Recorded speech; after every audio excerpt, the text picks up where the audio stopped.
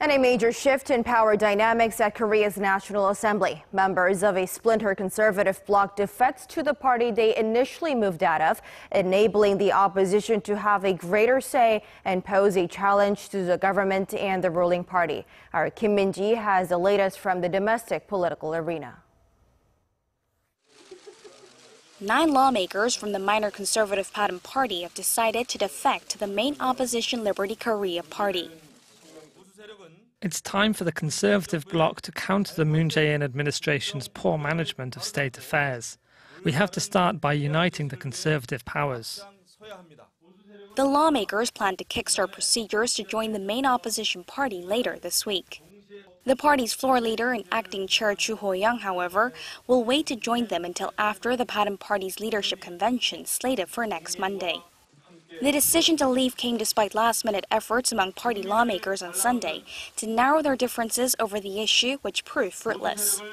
With that, the Bareun Party will be left with 11 seats in the National Assembly and lose its status as a parliamentary negotiating bloc, which requires a minimum of 20 seats.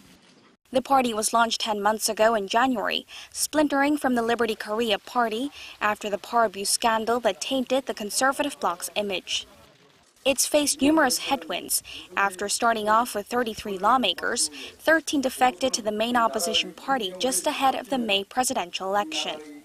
The latest development means the National Assembly will consist of 3 negotiating parties: the Democratic Party of Korea, the Liberty Korea Party, and the People's Party. The main opposition party will have more leverage now, with 116 seats in the 299-seat assembly. Although not a majority, it's only 5 seats fewer than the ruling party.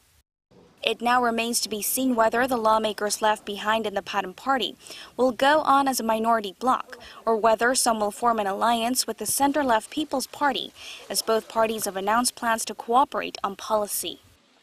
However, it turns out the new political landscape is without a doubt expected to be a hurdle for the ruling party as it tries to get President Moon Jae-in's agenda rolling in a parliament where the opposition is gaining a stronger foothold.